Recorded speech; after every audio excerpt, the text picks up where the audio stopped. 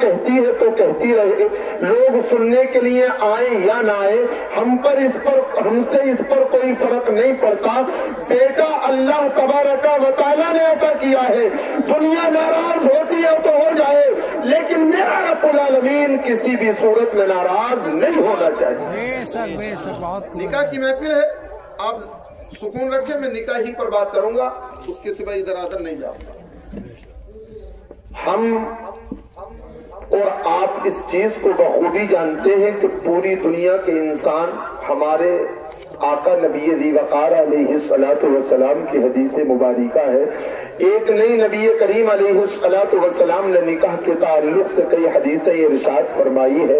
نبی نے صاحب ارشاد فرمایا تھا النکاح من سنتی فمن رغب عن سنتی فلیس منی۔ سرکار ارشاد فرماتے ہیں نکاح میری سنت ہے، جس نے نکاح کیا میری سنت کو ادا کیا، اور جو نکاح نہیں کرتا نبی اس کے تعلق سے کہتے ہیں وہ ہم میں سے نہیں ہے۔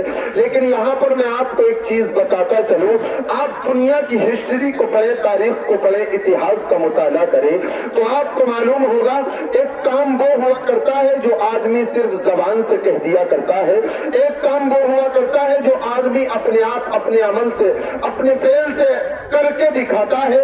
نبی کریم علیہ السلام کی سیرت طیبہ کو پڑھیں، جہاں پر میرے نبی نے نکاح کے تعلق سے حدیث ارشاد فرمائی ہے، جہاں مصطفیٰ کریم علیہ السلام نے نکاح کے فضائل کو بیان فرمایا ہے، وہ صرف بیان کرنے تک محدود نہیں بلکہ سیرت مصطفیٰ کا مطالعہ کرو تو تمہیں پتہ لگ جائے گا میرے نبی نے اس زمین پر رہتے ہوئے اپنا بھی نکاح کر کے تمہیں دکھایا ہے۔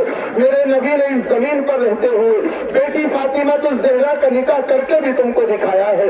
نبی نے مدینہ المنورہ کی گلیوں میں رہتے ہوئے اپنی لخت جگر نور نظر حضرت ام کلثوم، حضرت رقیہ، حضرت عثمان ابن عفان کے ساتھ نکاح کر کے لوگوں کو یہ پیغام دیا، دنیا والوں جب تم اپنے بیٹے اور بیٹیوں کی شادی کرو، جب تم رشتے تلاش کرنے کے لیے نکلو، جب تم نکاح کی نیت سے اپنے گھر سے نکلو تو دنیا کے لوگوں کی تاریخ کو مت دیکھنا، پڑوسیہ خاندان کی امیری و دولت کو مت دیکھنا، دنیا کے امیروں کی روش پر شادی مت کرنا، بلکہ اس طریقے سے شادی کرنا جس طریقے سے تمہارے نبی نے اپنی شادی فرمائی تھی اور اپنی شہزادی فاطمہ اور ام کلثوم کا نکاح فرمایا۔ ایک ہوتا ہے کہنا، ایک ہوتا ہے کر کے دکھانا۔ تھوڑا سا آپ بھی بول لیں، نبی نے کہا بھی اور کر کے بھی دکھایا ہے۔ آئیے آقا کریم علیہ السلام کی نکاح کے تعلق سے، سیرت کے تعلق سے میں چند باتیں آپ تک پہنچاؤں۔ پڑھے نبی کریم علیہ السلام کی سیرت طیبہ کو، میرے اور تمہارے رسول مدنی تاجدار مصطفیٰ کریم علیہ السلام نے اپنا سب سے پہلا نکاح 25 سال کی عمر میں فرمایا۔ کتنی عمر تھی سرکار کی؟ 25 سال۔ سرکار کی عمر شریف 25، پہلا نکاح اللہ کے نبی نے 25 سال میں فرمایا۔ میرا اور آپ کا جس برادری سے، جس علاقے سے تعلق ہے، ہم اپنے علاقے کے حالات کو دیکھیں تو لڑکے 30 سال کے ہو جاتے ہیں، 32 کے ہو جاتے ہیں، 34 کے ہو جاتے ہیں، آدمی نکاح کرنے کے لیے تیار نہیں ہے۔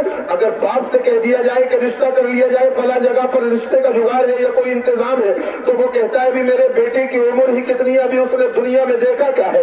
کبھی باپ کہتا ہے کہ وہ اپنے پیروں پر کھڑا نہیں ہوا ہے، کبھی باپ کہتا ہے کہ اسے ابھی کمانے کے انداز نہیں آئے ہیں، طریقے نہیں آئے ہیں۔ میں کہتا ہوں آج جو قوم مسلم میں ہمارے معاشرے میں گناہوں کی کثرت ہو رہی ہے، آج جو میری قوم کا نوجوان عیاشی کی طرف بڑھتا جا رہا ہے، آج جو میری قوم کا نوجوان راتوں رات موبائل پر وقت برباد کرتے ہوئے گناہوں میں ملوث ہوتا چلا جا رہا ہے، آج جو میری قوم کا نوجوان عیاشیوں کے اور فاحشہ عورتوں کے منہ دیکھنے پر مجبور ہے، ان کے گلیاروں کے ان گلیوں کے چکر لگا رہا ہے جن میں جاتے ہوئے ایک شرمدار انسان قدم رکھتے ہوئے شرماتا ہے، میں سمجھتا ہوں ہماری قوم میں، معاشرے میں گناہوں کی سب سے پہلی وجہ یہ ہے کہ ہم نکاحوں میں تاخیر کرتے چلے۔ نکاح ہماری قوم میں ٹائم پر نہیں ہو رہی، سمجھ میں آ رہی ہے نا بات؟ نوجوان بیٹھے ہیں میرے سامنے، کوشش یہ کریں کہ نکاح وقت پر ہونا چاہیے۔ نکاح اگر آپ کا صحیح عمر میں ہوگا، وقت پر ہوگا، تو یقیناً آپ گناہوں سے بچے رہیں گے۔ اس لیے کہ نبی کریم علیہ السلام نے اس تعلق سے بھی کئی حدیثیں ارشاد فرمائی ہے۔ میں سیرت کے حوالے سے بات کر رہا ہوں. میرے اور تمہارے نبی مصطفیٰ کریم علیہ الصلوۃ والسلام کی عمر شریف 25 سال ہے اور سرکار نے پہلا نکاح جس سے کیا میری اور تمہاری ماں حضرت خدیجہ الکبریٰ، حضرت خدیجہ کی عمر 40 سال.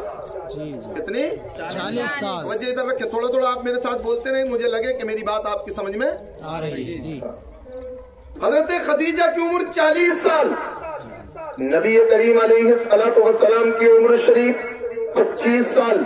میرا بھائی آپ کا بیٹا، آپ کے گھر میں کوئی نوجوان جب جوانی کو پہنچتا ہے، جب اس کی عمر 23 سال 25 سال کو ہوا کرتی ہے، ہم اور آپ بیٹی دیکھنے کے لیے، رشتہ دیکھنے کے لیے، اپنے بیٹے کے لیے دلہن دیکھنے کے لیے گھر سے جب نکلتے ہیں تو ہماری تمنا یہ ہوا کرتی ہے کہ لڑکی کی عمر میرے بیٹے سے کم ہونی چاہیے، لڑکی عمر میں کم ہونی چاہیے، زیادہ کی ہوگی تو میل نہیں مل پائے گا. لیکن قربان جاؤ مصطفیٰ کریم علیہ الصلوۃ والسلام کی سیرت طیبہ پر، تمہارے نبی نے 25 سال کی عمر میں پہلا نکاح حضرت خدیجہ الکبریٰ سے فرمایا. اور حضرت خدیجہ ایسی عورت ہے، نبی کے نکاح میں آنے سے پہلے 2 شوہروں سے بیوہ ہو چکی ہے، 2 شوہر پہلے انتقال کر چکے ہیں، 2 شوہر پہلے دنیا سے جا چکے ہیں. نبی نے 25 سال میں 40 سالہ بیوہ حضرت خدیجہ الکبریٰ سے نکاح کیوں فرمایا؟ میں نے گنبد خضرا کی جانب لو لگا کر کے مصطفیٰ کی بارگاہ میں عرض کی، یا رسول اللہ معاملہ سمجھ میں نہیں آتا. آپ کی عمر شریف 25 سال ہے، آپ اگر چاہتے تو مکے کا کوئی بھی سردار 25 سالہ 23 سالہ بیٹی کا نکاح تمہارے ساتھ کر سکتا تھا. مکے کا بڑے سے بڑا امیر اپنی شہزادی کو ہنستے ہوئے تمہارے نکاح میں دے سکتا تھا. تم اگر چاہتے تو مکے کا کوئی بھی سردار اپنی شہزادی کو دلہن بنا کر کے تمہارے دروازے پر پہنچا سکتا تھا. اس لیے کہ تمہاری شان اور رفعت یہ تھی، تم نے 40 سالہ بیوہ حضرت خدیجہ الکبریٰ سے نکاح کیوں فرمایا؟ اس میں کیا راز پوشیدہ ہے؟ اس میں مصلحت کیا ہے؟ اس میں حکمت کیا ہے؟ تو گنبد خضرا سے آواز آئی، برکاتی سنو، جس زمانے میں میں نے پہلا نکاح کیا تھا اس زمانے میں بیوہ عورتوں کو ذلیل سمجھا جاتا تھا. جس کا نکاح، جس کا پتی یا شوہر انتقال کر جاتا تھا اسے ذلت اور رسوائی کی نگاہوں سے دیکھا جاتا تھا، ان عورتوں کو منحوس سمجھا جاتا تھا. میں نے 40 سالہ خدیجہ سے پہلا نکاح کر کے دنیا کی بیواؤں کو اپنے سینے سے لگا لیا اور امت کو یہ پیغام دے دیا، دنیا والوں اگر کسی عورت کا شوہر مر جائے تو اسے ذلیل مت سمجھنا، اس لیے کہ بیوہ سے نکاح کرنا یہ مصطفیٰ کی پیاری سنت ہے. سبحان اللہ. بہت بات سمجھ میں تو آ رہی ہے نہیں؟ بہت اچھا. پریشان تو نہیں ہو رہے؟ نہیں نیند تو نہیں ہو رہی؟ نہیں. آئے گی بھی نہیں. یہ تو وہ قوم ہے نا جو 11-12-1 بجے تک انسٹاگرام پر اپنے وقت کو برباد کر دیتے ہیں. جی وہ مطلب ہی نہیں ہے 12-1 سے پہلے سونے کا. نوجوانوں، آقا کریم علیہ الصلوۃ والسلام نے اپنی شہزادی حضرت فاطمہ کا نکاح کر کے بھی بتایا. جی نکاح کی مجلس ہے، پڑھیں سیرت مصطفیٰ کو. نبی کریم علیہ الصلوۃ والسلام کی نور نظر لخت جگر حضرت سیدہ فاطمہ الزہرا جوان ہوئی. حضرت سیدہ فاطمہ الزہرا سن بلوغت کو پہنچی. مصطفیٰ کریم علیہ الصلوۃ والسلام کو اپنے شہزادے نور نظر لخت، اپنی شہزادی سیدہ خاتون جنت حضرت فاطمہ الزہرا کے نکاح کی فکر لگی. مصطفیٰ نے اپنے خیالات کا اظہار فرمایا اور لوگوں کو پتہ لگ گیا کہ مصطفیٰ حضرت فاطمہ کا نکاح کرنا چاہتے ہیں، اس کے لیے کوئی بہتر رشتہ تلاش کر رہے ہیں. صحابہ کرام نے جب یہ خبر پھیلی، ہر صحابی کی تمنا تھی کہ کاش مصطفیٰ اپنی شہزادی کو میرے نکاح میں دے دے، اپنی شہزادی کا نکاح میرے ساتھ کر دے، اس لیے کہ وہ پاک دامن عورت، وہ مقدس عورت ہے سیدہ فاطمہ الزہرا، وہ پارسا عورت ہے سیدہ فاطمہ الزہرا. برکاتی سینہ تان کر کے کہتا ہے 1400 سال کے اتہاس میں دنیا میں بہت خوبصورت عورتیں آئی ہیں، دنیا میں بہت زیادہ حسین و جمیل عورتیں آئی ہیں، دنیا میں بہت پارسا عورتیں آئی ہیں، لیکن سیدہ فاطمہ الزہرا کی پارسائی کا اگر کسی عورت کو صدقہ مل جائے تو اللہ تبارک و تعالیٰ ان عورتوں کو بھی عزت عطا فرما دیتا ہے. حضرت فاطمہ سے زیادہ پارسا عورت اس کے بعد روئے زمین پر پیدا نہیں ہوئی، اس کے بعد میں پیدا نہیں ہوئی. پہلے کی بات الگ ہے، بعد میں کوئی عورت ایسی نہیں ہوئے زمین پر.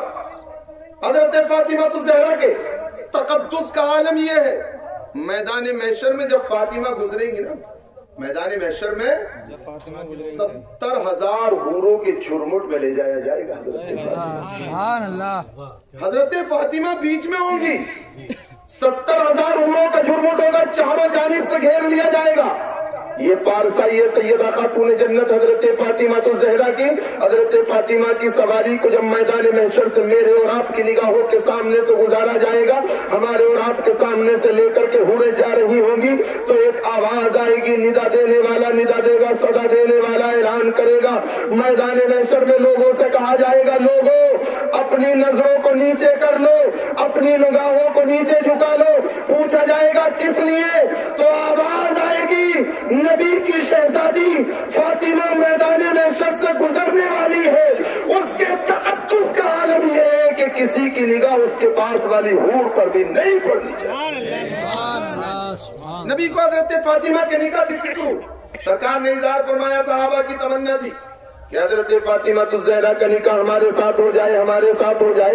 تمام صحابہ میں سرگوشی ہو رہی تھی، باتیں ہو رہی تھی۔ حضرت سیدنا صدیق اکبر، حضرت عمر ابن خطاب، جناب فاتح خیبر حضرت علی کرم اللہ وجہ الکریم سے ارشاد فرماتے ہیں، علی اگر تم مصطفیٰ کی بارگاہ میں حاضر ہو جاؤ، جا کر کے حضرت فاطمہ کا ہاتھ مانگو، جا کر کے رشتے کی گزارش کرو۔ حضرت فاطمہ کے رشتے کی فرمائش مصطفیٰ کی بارگاہ میں کرو گے تو امید کی جا سکتی ہے کہ سب سے پہلے تمہارے پیغام کو مصطفیٰ قبول فرمائیں گے۔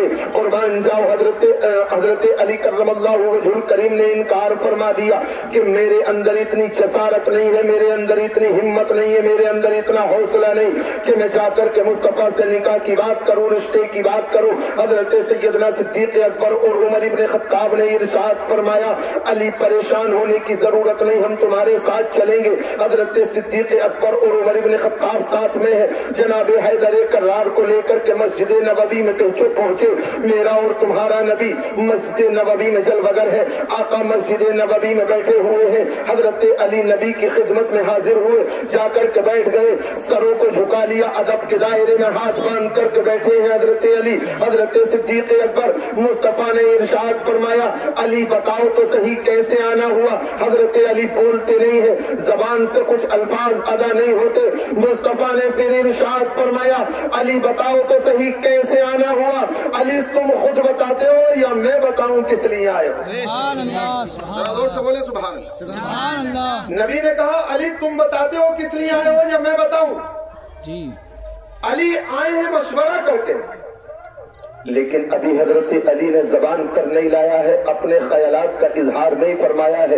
ابھی نبی نے یہ نہیں کہا ہے کہ میں کس لیے آیا ہوں، میرے نبی نے پہلے ہی کہہ دیا، علی میں بتا سکتا ہوں کہ تم کس لیے آئے ہو۔ قربان جاؤ، حضرت علی جانتے تھے یہ وہ نبی ہے، جب انسان کے دل میں کوئی خیال پیدا ہوتا ہے، کوئی تصور آتا ہے، انسانوں کے دلوں میں اٹھنے والے خیالات کو بھی اللہ کے نبی پہچان لیتے ہیں۔ سبحان اللہ۔ جی جی میرے نبی سے دنیا کی کوئی چیز پوشیدہ نہیں ہے۔ اعلیٰ حضرت نے تو یہاں تک کہا، اور کوئی غیب کیا تم سے نیہا ہو بھلا، جی جی جی جب نہ خدا ہی چھپا تم پہ کرو۔ جی ارے دنیا کیا چھپ سکتی ہے اس نبی سے جس سے خدا نہ پوشیدہ رہا ہو، جس نے اپنے خدا کو دیکھا ہو۔ نبی کریم علیہ الصلوۃ والسلام نے ارشاد فرمایا، علی میں بتاؤں تم کس لیے آئے ہو؟ فاتح خیبر عرض کرتے ہیں، یا رسول اللہ آپ ہی بتا دیجئے۔ میرے مصطفیٰ نے ارشاد فرمایا، سنو سنو، تم اپنی یہ نیت، یہ ارادہ لے کر کے آئے ہو کہ حضرت فاطمہ کا نکاح تمہارے ساتھ کر دیا جائے، حضرت فاطمہ کا عقد تمہارے ساتھ کر دیا جائے۔ حضرت علی نے اس بات میں سر ہلایا، عرض کرتے ہیں، یا رسول اللہ ہاں اسی نیت سے آیا ہوں۔ اب آگے سنو، میرے مصطفیٰ نے ارشاد فرمایا، علی تم بیٹھے رہو، میں گھر جاتا ہوں اور فاطمہ سے مشورہ کر کے آتا ہوں۔ سبحان اللہ، بہت خوب۔ ذہن حاضر رکھ کے ذرا سوچے، سیدہ فاطمہ الزہرا کی طرف چلے، مصطفیٰ مسجد نبی سے اٹھے، اپنے مکان کی طرف پہنچے، جناب فاطمہ الزہرا گھر کے اندر ہے۔ حضرت فاطمہ کھانا بنانے میں مصروف تھی، کام میں لگی ہوئی تھی۔ نبی کریم مشورہ کرنے کے لیے گئے حضرت سیدہ فاطمہ الزہرا سے۔ بات کو روک کر کے میں آپ سے ایک بات کہنا چاہتا ہوں، آج جب اپنی بہن کے رشتے کے لیے آپ نکلتے ہیں، اپنی بیٹی کے رشتے کے لیے، اپنی بھتیجی کے رشتے کے لیے گھر سے نکلتے ہیں، کسی جگہ پر اگر آپ کے ذہن میں، آپ کے مائنڈ میں کوئی گھرانہ اچھا آ جائے، آپ کی سوچ میں کوئی اچھا آ جائے، تو آج ہمارے معاشرے کا، میری قوم کا یہ حال ہے کہ بیٹیوں سے پوچھا نہیں نہیں جاتا ہے کہ تیرا رشتہ اس گاؤں میں کیا جا رہا ہے، بیٹیوں سے مشورہ نہیں کیا جاتا ہے کہ تیرا رشتہ فلاں لڑکے کے ساتھ کیا جا رہا ہے، بیٹی سے بتایا نہیں جاتا ہے کہ فلاں لڑکا یہ کام کرتا ہے، فلاں کا بیٹا ہے، اس کے باپ کا یہ نام ہے، اس کا یہ کاروبار ہے، ہم تیرا نکاح اس کے ساتھ کرنا چاہتے ہیں۔ آج لڑکیوں سے پوچھا نہیں جاتا، لڑکیوں سے مشورہ کیا نہیں جاتا۔ قربان جاؤ میرے عزیزوں، میرے دوستوں، آج بھائی اس چیز کا فیصلہ کرتا ہے کہ میری بہن کا نکاح فلاں گاؤں میں فلاں بستی میں ہونے والا ہے، باپ اس چیز کا فیصلہ کرتا ہے کہ میری بیٹی کا نکاح فلاں کے ساتھ فلاں بستی میں فلاں گاؤں میں ہونے والا ہے، لیکن یہ اس کے ساتھ انیائے کیا جاتا ہے۔ یہ غلطی ہے میرے قوم کے ان نوجوانوں کی اور ان بزرگوں کی جو اپنی مرضی سے اس فیصلے کو کر لیتے ہیں۔ مصطفیٰ کریم مسجد نبوی سے اٹھے اور سیدہ فاطمہ الزہرا کے گھر پہنچے، جا کر کے حضرت فاطمہ سے مشورہ کیا اور مصطفیٰ نے یہ پیغام دے دیا کہ جب بھی کسی بیٹی کا نکاح کرو تو تمہارے مشورے اپنی جگہ ہیں، لیکن اس بیٹی سے ایک مرتبہ ضرور پوچھ لیں۔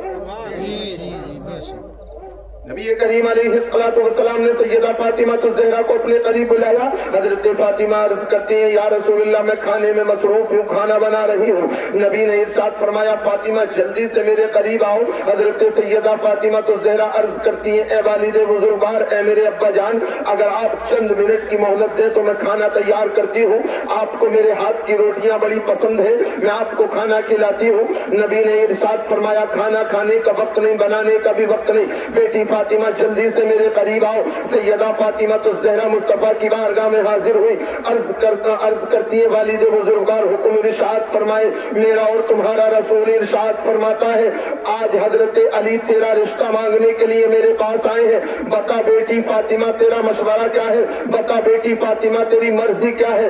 اتنا سننے کے بعد جناب فاطمہ الزہرا کی آنکھوں سے آنسو نکل آئے اور زبان ہلی اور الفاظ یوں ادا ہوئے اے والد بزرگوار، جس چیز کو آپ مجھ سے پوچھ رہے ہیں اس چیز کو تو اکثر مائیں بیٹیوں سے پوچھا کرتی ہے، باپ کبھی اپنی بیٹیوں سے اس طرح کی بات نہیں کرتے، آپ مجھ سے کھل کر کے اس طرح کی بات کیسے کر رہے ہیں؟ اس طرح کی باتیں اکثر مائیں کیا کرتی ہیں اپنی بیٹیوں سے، آپ اس طرح کیسے بات کر رہے ہیں؟ جواب سنو مصطفیٰ کریم علیہ السلام کا۔ میرے نبی کی آنکھیں اشکبار ہوئی، میرے مصطفیٰ نے ارشاد فرمایا بیٹی فاطمہ تیری ماں خدیجۃ الکبریٰ اس دنیا سے جا چکی ہے، وہ قبرستان میں اپنی قبر کے اندر آرام کر رہی ہے، اور جب خدیجۃ الکبریٰ نے انتقال فرمایا تھا، حضرت خدیجہ اس دنیا سے گئی تھی، تو تیرا ہاتھ پکڑ کر کے میری جانب بڑھاتے ہوئے جناب خدیجہ نے مجھ سے کہا تھا یا رسول اللہ میں تو دنیا سے جا رہی ہوں، یہ میری بیٹی فاطمہ ہے، میرے دنیا سے جانے کے بعد میری شہزادی کو ماں کی کمی کبھی محسوس نہیں ہوگی۔ بہت جناب سیدہ فاطمہ الزہرا عرض کرتی ہیں ابا حضور آپ کی اگر مرضی یہی ہے، آپ کا مشورہ یہی ہے تو فاطمہ ہر صورت میں تیار ہے، قربان جاؤ۔ حضرت فاطمہ بھی راضی ہے، مصطفیٰ کریم بھی راضی ہے، لیکن میرے نبی علیہ السلام خود ارشاد فرماتے ہیں جناب سیدہ فاطمہ الزہرا کے نکاح کے ٹائم اللہ تبارک و تعالیٰ نے بلبل سدرا جناب سیدنا جبریل امی کو میرے پاس بھیجا۔ حضرت جبریل امی مصطفیٰ کی خدمت میں حاضر ہوئے اور عرض کرتے ہیں یا رسول اللہ میں اللہ کا سلام لے کر کے حاضر ہوا ہوں، میں رب کا پیغام لے کر کے تمہاری بارگاہ میں آیا ہوں۔ میرے نبی نے ارشاد فرمایا بتاؤ کیا پیغام ہے؟ جناب بلبل سدرا عرض کرتے ہیں یا رسول اللہ حضرت فاطمہ بھی اس رشتے سے راضی ہے، آپ بھی اس رشتے سے راضی ہے، جناب حیدر کرار بھی اس رشتے سے راضی ہے، اور اللہ کی مرضی بھی یہ ہے، رب کی مشیت بھی یہ ہے کہ جناب سیدہ فاطمہ الزہرا کے لیے حضرت علی سے بہتر کوئی اور رشتہ نہیں ہو سکتا ہے۔ سبحان اللہ، بہت ذرا زور سے بولے سبحان اللہ۔ سبحان اللہ، آپ کی آواز میرے پاس تک آنی چاہیے۔ سبحان اللہ۔ حضرت بلبل سدرا جبریل امی عرض کرتے کہ رب کی مشیت بھی ہے کہ حضرت فاطمہ کے لیے فاتح خیبر جناب امام المسلمین حضرت علی کرم اللہ وجہ الکریم سے اچھا کوئی رشتہ نہیں ہو سکتا ہے، اس سے اچھا اس سے مناسب کوئی رشتہ نہیں ہو سکتا ہے۔ نبی کریم علیہ السلام مسجد نبوی میں پہنچے، رشتے کو طے فرمایا، آپ نے نکاح کی تاریخ کو متعین فرمایا۔ آقا کریم علیہ السلام نے اپنی لخت جگر نور نظر حضرت سیدہ فاطمہ الزہرا کا نکاح مصطفیٰ کریم نے خود پڑھایا۔ آقا کریم علیہ السلام نے اپنی شہزادی حضرت فاطمہ کا نکاح کرنے کے بعد اپنے گھر سے باعزت اپنی شہزادی کو رخصت فرمایا اور دنیا کو یہ پیغام دے دیا کہ جیسے مصطفیٰ نے نکاح کیا ہے اسی سادگی سے تم بھی اپنے شہزادوں کا نکاح کرو. اپنی بیٹی اور بیٹیوں کا نکاح. بہت اچھا پیغام. سرکار نے کوئی گاڑی بھر کے سامان نہیں دیا تھا حضرت فاطمہ. جی. اچھا یہ جو نوجوان شور مچا رہے ہیں اگر یہ گلی سے باہر جا کر کے مچا لے تو شاید اچھا ہو. یہ زبردستی تو مان نہیں سکتے, کوئی نے پکڑ کے بھی نہیں لایا جا سکتا. ان سے کہہ دو باہر جا کر کے کھڑے. کوئی نہیں, شیطان اپنی ذمہ داری کو نبھا رہا ہے, آپ اپنے کام کو کریں. اس کا جو کام ہے وہ اپنا کریں. تو آقا کریم علیہ السلام نے سیدہ فاطمہ الزہرا کے نکاح کو کیا اور رخصتی کو کیا. حضرت فاطمہ کا نکاح اپنے علماء سے آپ کی رخصتی کو بار بار سنا ہوگا, لیکن کبھی یہ نہیں سنا ہوگا کہ حضرت فاطمہ کے نکاح میں ایک گاڑی بھر کر کے سامان آیا تھا یا ٹلاری بھر کر کے جہیز کا انتظام کیا گیا تھا. نہیں قربان جاؤ, سیرت مصطفیٰ کو پڑھو. مصطفیٰ کریم علیہ السلام نے رخصتی کے ٹائم شہزادی سیدہ فاطمہ الزہرا کو اپنے قریب بلایا, اپنے سینے سے لگایا. مصطفیٰ کریم نے تمہارا نبی آج اپنی بیٹی حضرت فاطمہ کو رخصت کر رہا ہے. ہر باپ کے سینے کے اندر دل ہوا کرتا ہے, بیٹی جب گھر سے رخصت ہوتی ہے ہر باپ کے آنسو نکل آتے ہیں. بیٹی جب گھر سے رخصت ہوتی ہے ہر بھائی کے ہر بہن کے آنسو نکل آتے ہیں.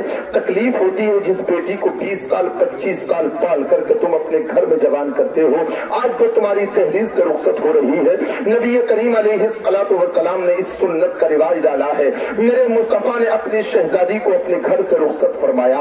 تمہارا رسول اپنی بیٹی کو رخصت کر رہا ہے, تم بھی اپنی بہنوں کو, یہ میری خواتین بیٹی ہیں, یہ اپنی بیٹیوں کو بہنوں کو رخصت کرتی ہے تو ہم ان کے اپنی بچیوں کے کان بھر کے گھر سے بھیجتے ہیں کہ وہاں جا کے دبنے کی ضرورت نہیں ہے, کسی سے کمزور بن کے رہنے کی ضرورت نہیں ہے, کسی سے ڈر کے رہنے کی ضرورت نہیں ہے. یہ تم شے دیتے ہو یہاں سے اس کے کان میں پھونک بھر دیتے ہو, اس کے کان میں کانا پھوسی کی جاتی ہے.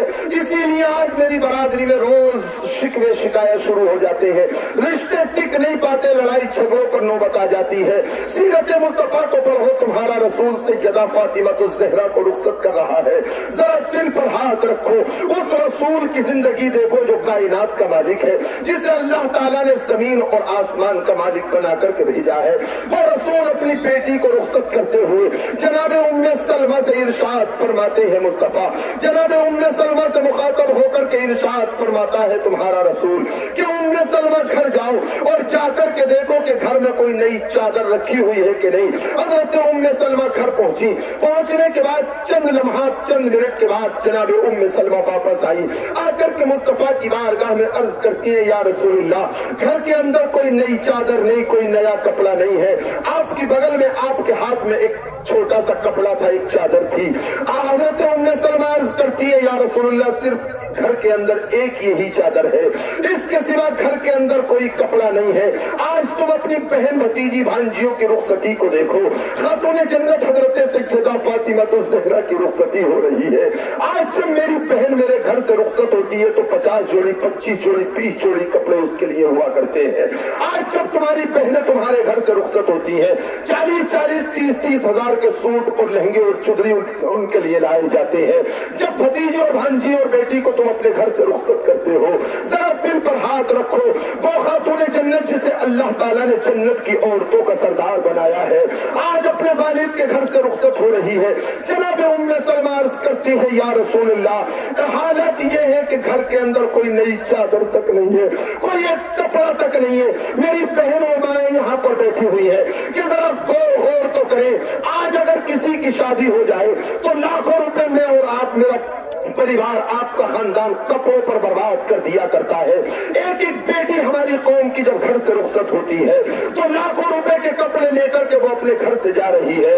میں دعوے کے ساتھ کہتا ہوں جو یہ فضول خرچی آج میری قوم میں ہو رہی ہے, کل میدان محشر میں تمہیں ایک ایک روپے کا حساب چکانا. समझ में तो आ रही है नहीं? नबी करीम अलैहिस्सलातु वस्सलाम हजरत उम्मे सलमा से इरशाद फरमाते हैं, जनाब उम्मे सलमा की आंखों में आंसू आ गए। अर्ज करते हैं, या रसूलुल्लाह, हालात ये है कि घर के अंदर कोई चादर नहीं, सिर्फ एक पुरानी चादर ये मेरे हाथ में, मेरी बगल में है, आप इसे ले लीजिए। मुस्तफा करीम ने उसे अपने हाथ में लिया। कुर्बान जाओ, नबी करीम ने उस चादर को खोला और खोलने के बाद, जरा दिल पर हाथ रखो, मैं जुमला तुम्हारी समातों तक पहुंचा रहा हूँ। अगर आपके सीने के अंदर दिल होगा तो यकीन, धड़कने वाला दिल होगा तो यकीनन आपको तकलीफ होगी। तुम्हारे मुस्तफा ने उस चादर पर लगे हुए तहमतों को गिनना शुरू किया, 1 2 3। मुस्तफा उन तहमतों को गिनते जा रहे हैं। शहजादी फातिमा के सर पर उस चादर को डाला, जिस चादर को डाल करके तुम्हारे रसूल ने अपनी बेटी को रुखसत फरमाया था, उस चादर के अंदर 17 तहमत लगे हुए थे। इस आलम में फातिमा की रुखसती। आज देखते नहीं आप क्या हालात है कपड़ों। ये अल्लाह का एहसान मानो जो उसने तुम्हें इतना दिया। जी जी बेशक, ये अल्लाह का एहसान। ये मत समझना ना कि हम मालदार हो गए तो ये हमारी कारागरी। ये मत समझ लेना कि मेरा बिजनेस अच्छा था इसलिए मैं 10-20 जोड़ी कपड़े खरीद करके ले आया चाचा की भाई की भतीजे की शादी का। उस जमाने को पढ़ो जिस जमाने में लोगों के पास पहनने के लिए कपड़े नहीं हुआ। हमारे बुजुर्ग बैठे, इन्होंने देखा होगा 25-30 साल पहले का हमारे इलाके का हाल ये था कि 2-2 कुर्तों में आदमी जिंदगी गुजारते। जी, शादी में जाते थे तो पड़ोसी के चप्पल या सैंडल मांग करके लोग पहन करके चले जाते। और आज एक शादी में कल को कर लो, परसों को दूसरी आ जाए तो नई जूतों की जरूरत पड़ जाती है, नए कोट की जरूरत पड़ जाती है, नए लिबास की जरूरत पड़ जाती है। तुम ये मत समझो कि अल्लाह ताला ने हमें दौलत अता फरमाई है, हम अमीर हैं, हम मालदार हैं, हमारे पास पैसा है, ये इसमें तुम्हारा कोई कमाल नहीं, ये सब रब की रहमतें हैं, इसीलिए सब। जी जी बेशक। तुम इसमें अपने काबिलियत मत समझ लेना कि साहब हमारी तो गाड़ी अच्छी चल गई, हमारा ट्रांसपोर्ट अच्छा चल गया, हमारा बिजनेस अच्छा चल गया, कारोबार चल गया। कारोबार करने वाले और भी बहुत है तुम्हारे जैसे। माइंड रखने वाले, सेहत रखने वाले, जिस्म रखने वाले दुनिया में और भी बहुत हैं। पैदियों पर हमने उन्हें भीख मांगते वो भी देखा। ये अल्लाह का एहसान मानो कि उसने तुम्हें जो भी दिया है। आज मुझे और आपको अल्लाह ताला ने जो माइंड अता फरमाया, जो हाथ और पैर कारोबार करने के लिए अच्छी सोच, अच्छा ज़हन दिया, ये रब का बहुत बड़ा एहसान है। सैयदा फातिमा ज़हरा के सर के ऊपर मुस्तफा ने जिस चादर को डाला, 17 तहमत लगे हुए हैं। मेरे सरकार ने बेटी फातिमा को अपने कांधे से लगाया, अपने सीने से लगा करके मुस्तफा ने इरशाद फरमाया, बेटी फातिमा रुखसत तो आ रही है लेकिन इस चीज का ऐब कर लेना, हजरत अली के घर में पहुंचने के बाद जिंदगी में कोई फरमाइश तेरी जबान पर नहीं आनी चाहिए। और आज फरमाइशों की पोट्री खुल जाती है शादी के 4 दिन। पहले दिन से नया मोबाइल चाहिए, एंड्रॉइड। ये हाल है मेरी कौम की बेटियों का, जिनके निकाह हो रहे हैं, जिनकी शादियां होती हैं। मुस्तफा करीम अलैहिस्सलातु वस्सलाम ने सैयदा फातिमा ज़हरा को हजरत अली करमल्लाहु वजहुल करीम के साथ रुखसत फरमाया। हजरत अली के घर में पहुंचने के बाद सैयदा फातिमा ज़हरा 3 दिन के बाद नमाज अदा कर रही थी।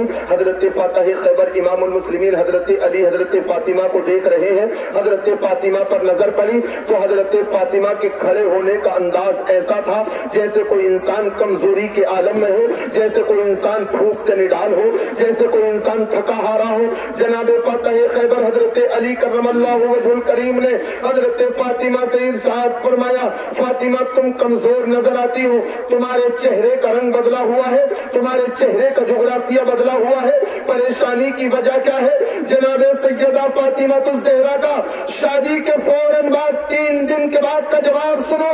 हजरत फातिमा अर्ज करती है, इमामुल मुस्लिमीन फातिह खैबर, आज आपके घर में आए हुए 3 दिन गुजर गए, फातिमा ने एक टाइम भी पेट भर के खाना नहीं खाया।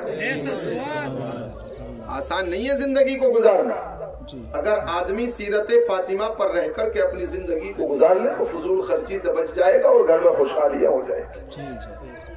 حضرت علی نے کہا تھا فاطمہ تم نے بتایا ہوتا، مجھے فرمائش کی ہوتی، حکم دیا ہوتا، میں کوئی انتظام کر دیتا۔ جناب سیدہ فاطمہ الزہرا عرض کرتی ہیں اے میرے شوہر نامدار، امام المسلمین فاتح خیبر، فرمائش کرنا میرا کام نہیں۔ میں جب گھر سے رخصت ہوئی ہوں تو میرے والد محترم نبی آخر الزمان سردار الانبیاء سیدنا محمد الرسول اللہ علیہ الصلوۃ والسلام نے مجھے یہ وصیت فرمائی ہے، فاطمہ پریشانی کا کوئی لمحہ آ جائے لیکن اپنے شوہر پر تیجا فرمائشوں کا زور مت ڈالنا، ان کے اوپر فرمائشیں کرنے کے بعد قرضے کا بوجھ مت ڈالنا، سکون میں رہنا، کم خرچ کرنا۔ اللہ تعالیٰ تیری زندگی کو اور تیرے شوہر نامدار دونوں کی زندگی کو دنیا میں جنت کا نمونہ بنا۔ اسی لیے نہیں کہا جاتا کہ حضرت فاطمہ کی سیرت کو اپنا، بہت اچھا کچھ کرنا پڑتا ہے۔ جی حضرت فاطمہ نے محنتیں کی ہیں تب یہ عالم آیا۔ جی بے شک۔ نکاح کی محفل ہے، نکاح کی مجلس میں صاحب خانہ نے بڑا اچھا پروگرام سجایا، ورنہ شادیاں تو روز ہو رہی ہیں علاقے میں۔ آپ کمرے میں بھی لیٹے ہوں، چھت پر اگر پہنچ جائیں، چھت پر لیٹے ہوں تو کہیں نہ کہیں سے ڈھونڈا کی آواز آئی جاتی ہے۔ یہ حالات ہیں ہمارے علاقے، مزہ نہیں آتا، لوگوں کو سکون نہیں ملتا۔ اور صحیح بات یہ ہے تھوڑا سا بھی ایمان اگر انسان کے سینے کے اندر ہے اور کسی نعت پڑھنے والے کو اس کے سامنے بیٹھا دیا جائے تو وہ جھومنے لگتا ہے اور اس کا دل یہ کہتا ہے یقیناً جو مزہ وقتی طور پر اس ڈانس پارٹی یا ڈی جے کے پروگرام میں تھا اس سے زیادہ مزہ نعت نبی میں ہے، اس سے زیادہ مزہ ذکر نبی میں ہے۔ جی جی بے شک۔ لیکن یہ تب ہوگا جب تھوڑا سا بھی عشق تمہارے دل میں ہوگا، سینوں کے اندر ہوگا، جی جی تمہارے مزاج میں عشق رسول بسا ہوا ہوگا، تب یہ چیزیں ہوں گی۔ دنیا انسانیت کے بعد سیدنا آدم علیہ السلام، اللہ تعالیٰ نے حضرت آدم کا نکاح حضرت حوا کے ساتھ، کس کے؟ حضرت آدم پوری دنیا کے بعد، جی کون ہے؟ پوری دنیا کے بعد، اور سے بولے کون ہے؟ پوری دنیا کے بعد ہمارے اور آپ کے بعد سیدنا آدم علیہ السلام، جی آپ کی اہلیہ، آپ کی زوجہ جنہیں دنیا حضرت حوا کے نام سے جانتی ہے۔ نوجوان میرے سامنے بیٹھے ہیں، اگر نام یاد نہ ہو تو آج یاد کر لینا۔ دنیا کی سب سے پہلی عورت ہماری ماں حضرت حوا، زور سے بولے، حوا، یاد ہونی چاہیے یہ چیزیں تمہیں۔ دنیا کی سب سے پہلی عورت حضرت حوا کو اللہ تبارک و تعالیٰ نے حضرت آدم کی پسلی کی ہڈی سے پیدا کیا۔ جی کہاں سے؟ پسلی کی ہڈی سے، بول لے تھوڑا سا، پسلی کی ہڈی سے، پسلی کی، اور وہ بھی ادھر والی، اسے الٹا بولتے ہیں آپ اپنی لینگویج میں، جی بائیں پسلی کی ہڈی سے پیدا فرمایا۔ حضرت آدم کا نکاح حضرت حوا کے ساتھ فرمایا۔ اللہ تبارک و تعالیٰ نے حضرت آدم علیہ السلام کی ہڈی سے حضرت حوا کو پیدا فرمایا، اور وہ ہڈی جسے پسلی والی ہڈی کہا جاتا ہے، میں نے رب کی رحمتوں سے سوال کیا باری الہ تجھے عورت کی تخلیق کرنی تھی، حضرت آدم کی ہڈی سے جب تخلیق کرنی تھی تو پاؤں کی ہڈی سے بھی پیدا کر سکتا تھا، تو قادر مطلق ہے، تو ہر شے پر قادر ہے، تو مالک ہے، تو جو چاہے کر سکتا ہے۔ جس رب نے پسلی کی ہڈی سے پیدا کیا ہے وہ رب پیر کی ہڈی سے بھی عورت کو پیدا کر سکتا تھا۔ جس رب نے پسلی کی ہڈی سے حضرت حوا کو پیدا فرمایا ہے وہ رب سر کی ہڈی سے بھی پیدا کرنے پر قادر ہے، وہ کسی بھی ہڈی کو نکال کر کے عورت کو پیدا کر سکتا تھا، عورت کو جنم دے سکتا تھا، عورت کو وجود بخش سکتا تھا۔ میں نے رب کی رحمتوں سے سوال کیا بارے الہ تو نے عورت کو پیر کی ہڈی سے پیدا کیوں نہیں فرمایا؟ تب رب کی رحمتیں جواب دیتی ہیں برکاتی سنو، اگر عورت کو پیر کی ہڈی سے پیدا کر دیا جاتا تو دنیا کے یہ لوگ سمجھنے لگتے کہ عورت پیروں میں رکھنے کی چیز ہے، عورت ذلت و رسوائی کا سامان ہے، عورت پیر کی جوتی ہے۔ اگر پیر کی ہڈی سے پیدا کر دیا جاتا تو یہ لوگ سمجھنے لگتے کہ عورت میں ٹھوکر ماری جائے اس لیے کہ وہ یہیں سے پیدا ہوئی ہے، عورت کو ذلیل سمجھا جائے اس لیے کہ اسے عورت کو پیر قدموں سے، پیر کی ہڈی سے پیدا کیا گیا ہے۔ اے اللہ تجھے سر کی ہڈی سے پیدا کر دینا چاہیے تھا، سر کا مقام بلند ہے، یہ اونچا ہے، اسے تو نے عزت عطا فرمائی ہے۔ تو رب کی رحمتیں جواب دیتی ہے برکاتی سنو، اگر سر کی ہڈی سے پیدا کر دیا جاتا تو یہ قوم سمجھ سکتی تھی، یہ لوگ سوچ سکتے تھے کہ اللہ تعالیٰ نے عورت کو سر کی ہڈی سے پیدا فرمایا ہے اس لیے عورت سر پہ بیٹھانے کی چیز ہے، اللہ نے سر کی ہڈی سے عورت کا وجود بخشا ہے اس لیے اسے سر پہ چڑھا کر کے رکھا جائے گا۔ تو اللہ نے اس کی بھی تردید کر دی، رب نے पसली की हड्डी से पैदा करके तुम्हें ये पैगाम दे दिया, कभी भी औरत को सर पे मत बैठाना, कभी भी औरत को कदमों में मत रखना, कभी भी औरत को जलील मत समझना।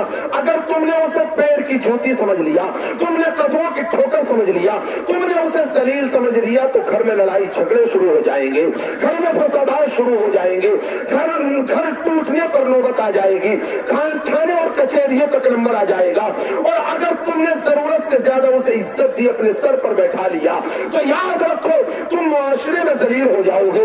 लोग तुम्हें चोरों का गुलाम कहने लगेंगे, लोग तुम्हें बीवी का गुलाम कहने लगेंगे, तुम्हारे मुआशरे में तुम्हारी जिल्लत और रुसवाई होगी, रिश्तेदारों में मुंह दिखाने के काबिल नहीं रहोगे। दोस्त कहा करेंगे ये तो बीवी से कब करके रहता है, बीवी से कर करके रहता है।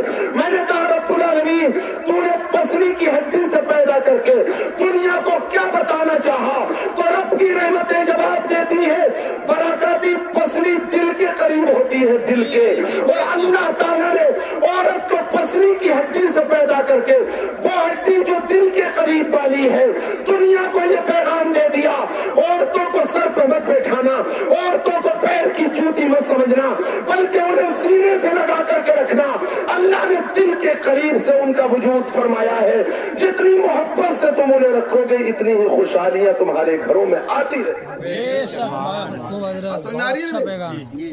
अल्लाह तबारक व तआला ने दिल के करीब वाली हड्डी, पसली की हड्डी से पैदा फरमाया। एक चीज आपको और बताता चलूं, हड्डी को अगर आप सीधा करना चाहो तो वो टूट जाएगी। जोर से बोले, वो टूट जाएगी। पसली टेढ़ी होती जी, पसली टेढ़ी होती है, पसली टेढ़ी होती है। तुम चाहो कि हम औरत को सीधा कर दें, तुम चाहो कि डंडे के जोर पर इसे सीधा कर दें, तुम चाहो कि लाठी के जोर पर अपनी बीवी को सीधा कर दें, तुम चाहो कि गाली और गुफ्तार की बुनियाद पर अपनी बीवियों को सीधा कर ले, तो नहीं कर सकते हो, इसलिए कि उसकी असल ही टेढ़ से जी, उसकी असली ही टेढ़ से, उस पसली से बनाया गया जो टेढ़ी थी। सीधी से भी बना सकता था, सीधी पर हड्डियां भी बहुत है जिस्म के अंदर। जी जी जी। तो अगर तुम उसे चाहो कि हम डंडे की बुनियाद पर, लाठी की बुनियाद पर या पिटाई की बुनियाद पर झापा या थप्पड़ मार करके हम उसे सीधा करना चाहे, तो नहीं कर सकते हो।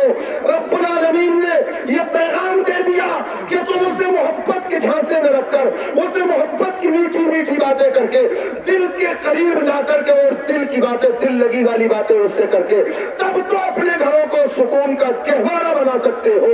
और तुम चाहो कि जबरदस्ती की बुनियाद पर हम इसे सीधा करके रखेंगे, गुलाम बना करके रखेंगे, या हमसे दब करके रहेगी, हमसे पिट करके रहेगी, तो सोच लेना तुम्हारी ये सोच पूरी नहीं हो जाएगी, तुम्हारे घर टूट जाएंगे, रिश्ते बिखर जाएंगे, थाने कचहरी पे नंबर आएगा, अदालतों में तारीखों पे जा जाकर के तुम थक जाओगे।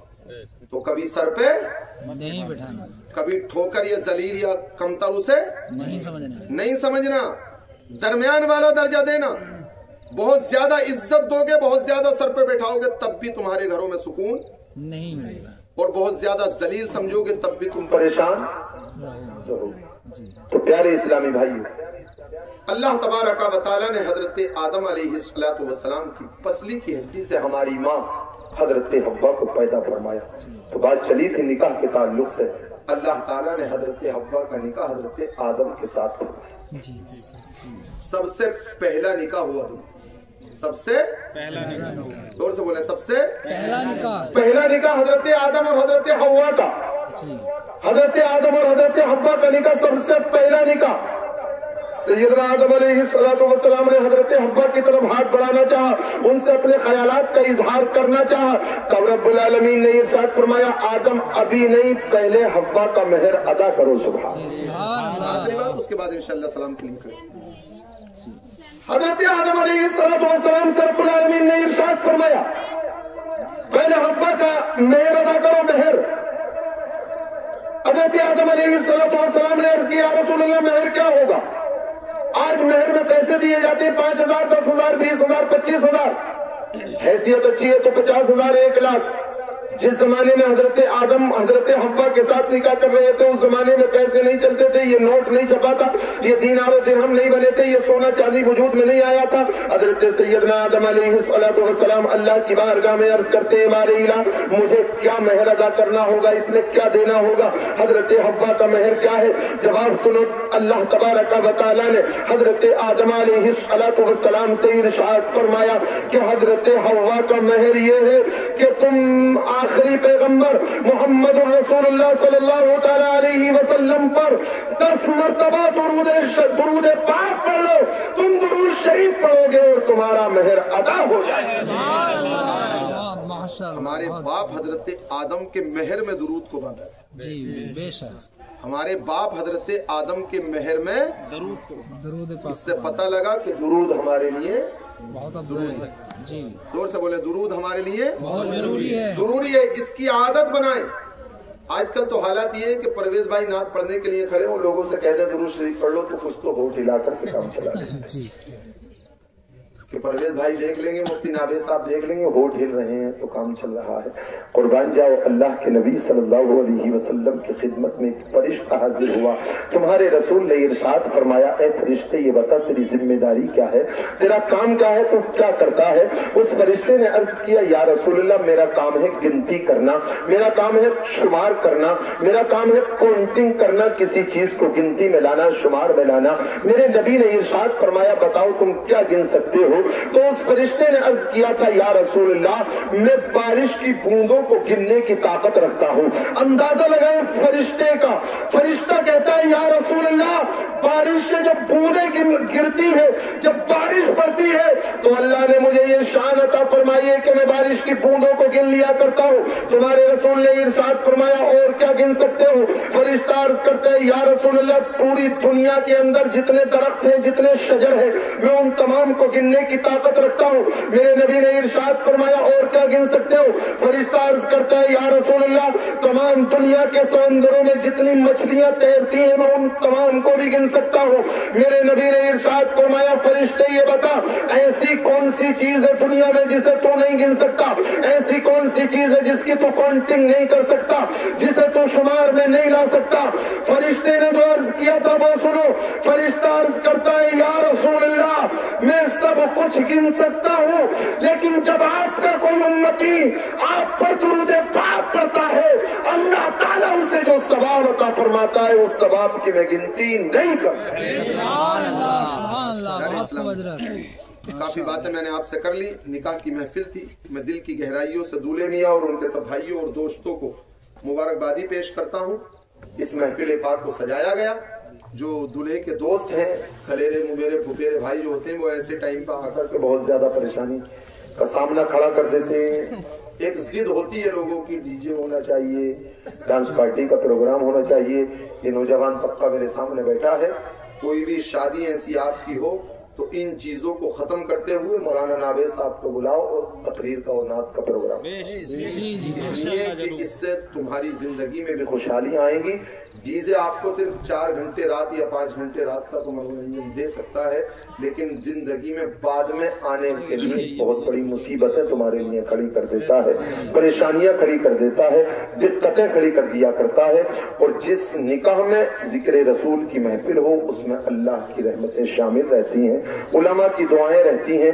اب اس محفل پاک کو سجایا گیا، مجمع اگرچہ کثیر نہیں تھا، بہت زیادہ لوگ نہیں تھے، لیکن جتنوں نے سنا، جنہوں نے کروایا، جنہوں نے انتظام کیا، میں اغب کی رحمتوں سے امید کرتا ہوں اللہ تعالیٰ آپ کو 1-1 منٹ کے بدلے میں اس کا اجر عطا آمین۔ ورنہ 1-1 منٹ کے بدلے میں اس کی برائیوں کا بھی ذمہ آپ کے اوپر آتا ہے جو دوسرا پروگرام ہوتا ہے۔ اس لیے کہ جب کوئی آدمی برائی کی بنیاد ڈالتا ہے کہ جب کوئی برائی کی بنیاد ڈالتا ہے پھر اس کے ساتھ ساتھ جتنے لوگ برائی کرتے ہیں ان سب کو گناہ ملتا ہی ہے، لیکن جس نے شروع کیا ہوتا اس کو سب سے زیادہ گناہ ملتا ہے۔ اسی طریقے سے جب کوئی نیکی کی شروعات کرتا ہے، نیکی کی بنیاد ڈالتا ہے، یہ نیکی کا پروگرام سجایا گیا، اس میں جس نے کیا ہے اسے تو ثواب ملے گا ہی، آپ جتنے سن رہے ہیں آپ کا ثواب آپ کو بھی ملے گا اور اس کا بدلہ کچھ نہ کچھ اللہ تعالیٰ صاحب خانہ کو بھی عطا فرمائے گا۔ کافی باتیں میں نے آپ سے کر لی، 12 بج چکے ہیں، آپ کو صبح کو بارات میں بھی جانا ہے۔ میں نے جو بھی باتیں بولی ہیں میرے کم علمی یا سبقت لسانی کی بنیاد پر کوئی غلطی ہو میں سچے دل سے رب کی بارگاہ میں توبہ کرتا ہوں۔ استغفر اللہ ربی من کل ذنب واتوب الیہ۔ سبھی حضرات بآواز بلند کلمہ شریف پڑھیں، لا الہ इल्लल्लाहु मुहम्मदुर रसूलुल्लाह सल्लल्लाहु अलैहि वसल्लम वमा अलैना इल्ला अल बलाग। आप 5-7 मिनट और बैठे, परवेज भाई नाज़ शरीफ पढ़ेंगे, आप सुकून से समाप्त फरमाएं। पढ़ दो 2-3 शेर।